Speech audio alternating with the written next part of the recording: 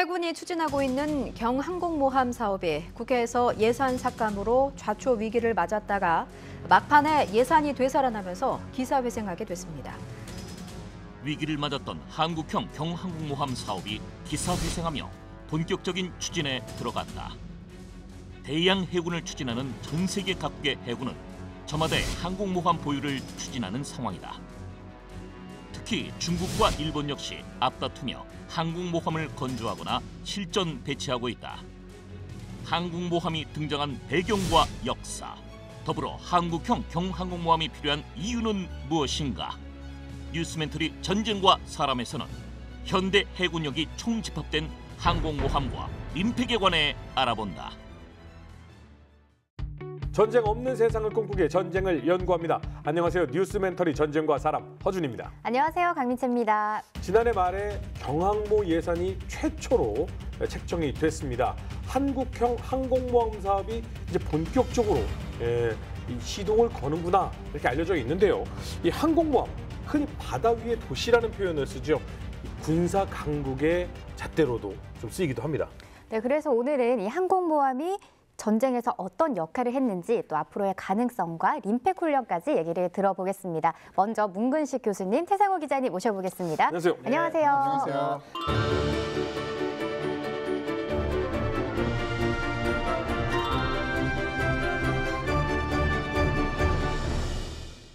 오랜만에 뵙겠습니다. 잘 지내셨어요? 네, 지난번 잠수함 얘기 흠뻑 빠져 있었습니다. 그 이후 잠시 동안 바다 한 부분 뛰어들고 싶고 막 이랬었습니다. 해군으로 입대하는 거 아니에요? 이때하기에는 이제는 제가 세대전보다도 나이가 많아서. 요즘은 병역 자원이 부족해서 건강한 남자들을 조심해야 됩니다. 다시 끌려갈 수 있으니까. 그리고 오늘 너무 기대되는 게 네. 항공모함 그리고 림팩, 약간 우리 가슴을 약간 뜨겁게 만들어주는 이야기 아닐까 싶어요. 다음에 한번 모시겠다는 네, 확실히 모시네요. 네. 여러분과의 약속 절대 지키겠습니다. YTN. 네, 이 항공모함 하면 전투기가 착륙하고 또 뜰 수 있는 그런 군함이다. 이런 정도로만 알고가 있는데 이 항공모함이 갖는 그 역할부터 그 의미가 다양하다고요. 모함은 알죠? 모함. 네. 어머니 배. 그러니까 항공기 모함이라는 얘기죠. 항공기가 떴다가 다시 돌아오고. 그게 항공모함이라는데 그런 뜻이었구나. 어미모. 항공기가 다시 자기 집으로 돌아오고 떴다가 돌아오고 이게 항공모함이라 하는데 지금 항공모함이라는 얘기가 1996년도에 김영삼 대통령 때 한번 나왔어요. 우리가 필요하다. 근데 26년 만에 다시 문재인 대통령 때 나와서 조금 전에 소개하셨잖아요. 네네. 지금 항공모함 사업이 진행되고 있다. 근데 항공모함이라는 거는 요즘에 가장 핫한 전투함. 처음 등장한 건 언제예요? 그러니까 모든 것이 상상에서 현실로 되잖아요. 그래서 이제 19세기 초에 오스트리아 사람들이 그 열기구에다가 이제 폭탄을 실어가지고 그 위험지에 터뜨리고 도망오고 이런 거에서 아이디어가 발생됐어요. 열기구에서 아이디어를 얻었다는 게 좀 신기하다. 하늘이 더 늦을 것 같은데. 그래서 이제 그런 것들이 서서히 군사용으로 적용되기 시작하는 거죠. 조금 전에 항공모함이라고 말씀을 하셨잖아요. 이게 어떻게 보면 발전사가 그 단어 안에 다 들어 있습니다. 네, 처음에는 항공모함이 없었을 때가 있어요. 네. 그때는 군함에서 이제 군용기가 발진을 해야 되죠. 네. 근데 뭐 가판이 있습니까? 뭐가 있습니까? 이륙을 못 하는 겁니다. 네. 바다를 통해서 이륙하고 그랬죠. 그래서 그때는 그러니까 언제 그럼 그게 처음 벌어졌냐? 1910년 11월 미국 군함 버밍햄에서 전투 목적의 이 전투기가 발진을 했죠.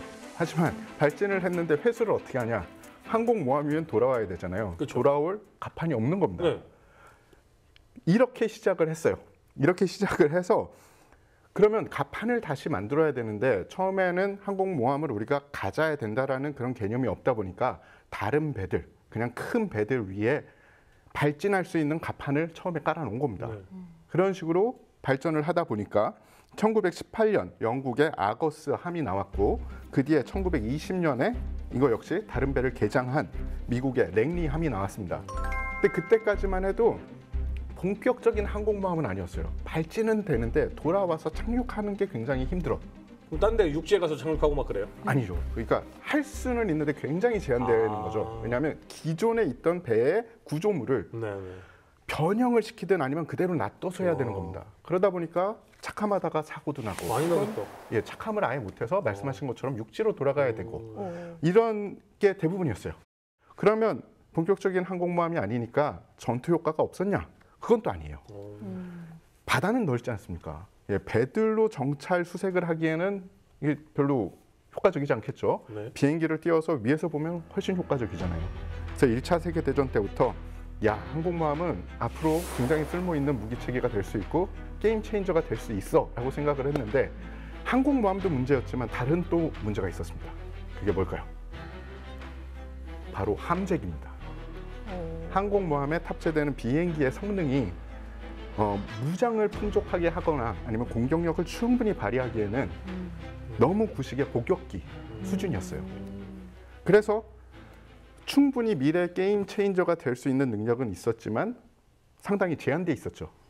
하지만 함재기들의 성능이 발전을 하고 본격적으로 항공모함 설계가 이루어지는 2차 세계대전 바로 직전 정도쯤 가서 이제부터는 기존에 있던 배를 개장하는 게 아니라 본격적인 항공모함들이 등장을 합니다. 어떤 것들이 있었냐? 일본의 호쇼, 미국의 렉싱턴과 사라토가 이런 항공모함들이 전력화되면서 이제 항공모함이 그야말로 미래의 이 게임 체인저가 되는 거죠. 네, 그럼 역사상 이 항공모함이 처음으로 활약한 공습은 뭐예요?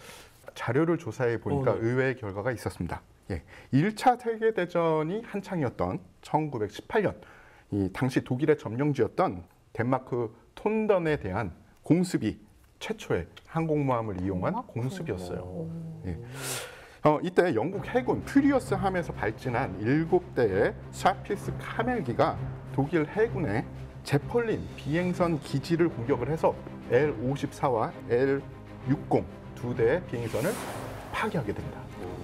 이것이 항공모함에서 계획해서 비행 편대가 이륙을 해서 공격을 한 그럼 현대전에서도 활약했을 텐데 대표적인 거 어떤 거 있습니까? 포클랜드 전쟁입니다.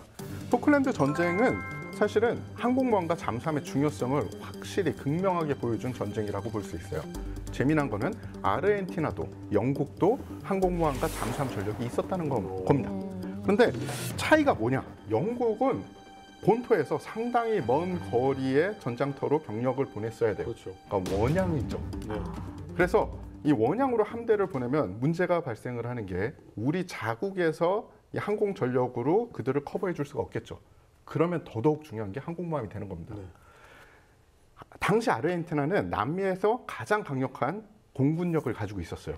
그런데 그런 국가의 자국의 이 원정 함대를 보내는데 이 제공권을 확보할 수가 없다. 그러면 그냥 날아오는 공군기에 그렇죠. 폭격을 맞을 수밖에 없겠죠. 그런데 문제가 있었습니다. 영국군은 그때 당시에 이 중형 항모를 바로 퇴역을 시킨 뒤였어요.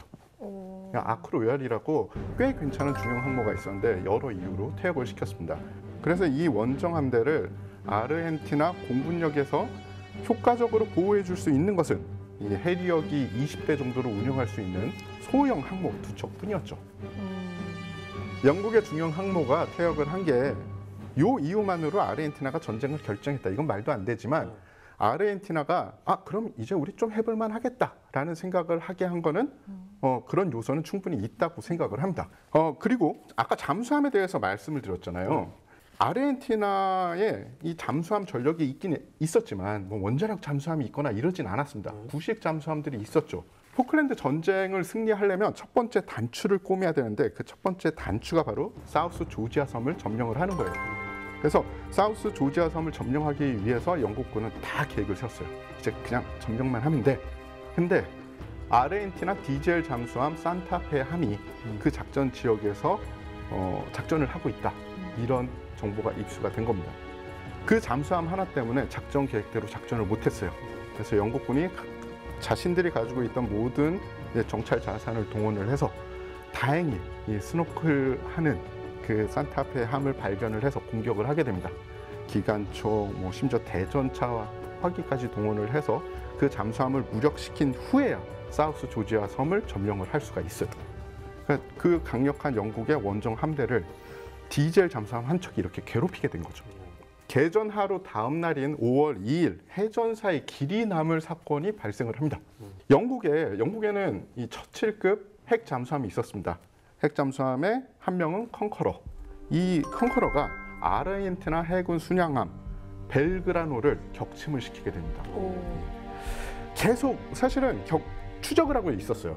이 잠수함에서 만약에 이 순양함을 놔두면, 그리고 이들이 추적에서 벗어나면 분명히 우리가 공격당할 것이다 라는 생각을 했고, 본국에다가 공격 요청을 하게 돼요.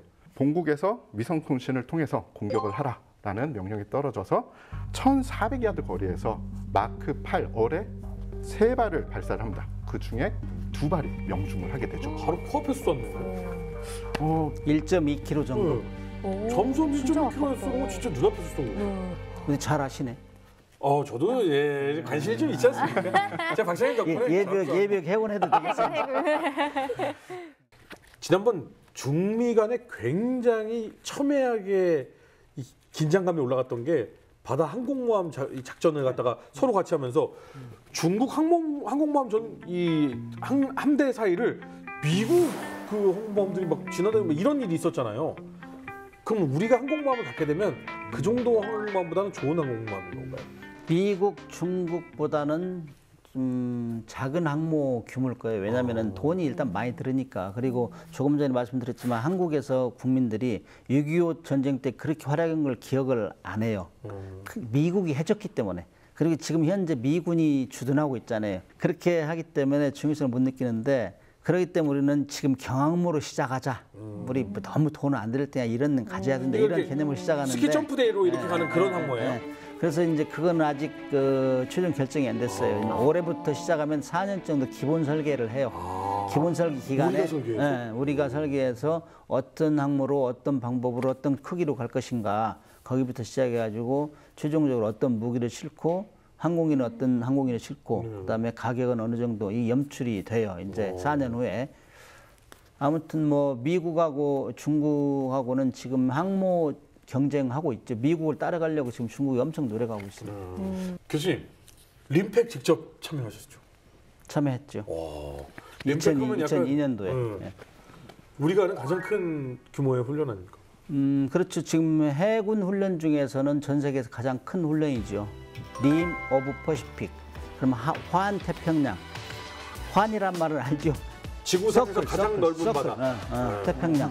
환 태평양에 있는 국가들이 참여해서 최신 군함들, 뭐 최신 무기 체계 이런 것들 이제 선보이면서 이렇게 훈련하면서 미국을 중심으로 다자 간의 연합 방위 능력을 확인하고 그냥 힘을 합하자 이거죠. 그래서 특정 국가에서 도발을 할 경우 같이 힘을 합해서 분쇄하자 이런 의지를 담고 이런 걸 매 2년마다 미국 주도로 하와이에서 합니다. 네, 그럼 림팩 훈련이 시작이 되면 이 하와이에 전 세계 항공모함들이 다 모이는 건가요? 군함들의 경쟁을 하는 각축장이 되죠. 그래 자기들이 제일 자랑하는 가장 최신 무기를 이제 선보이는 거죠.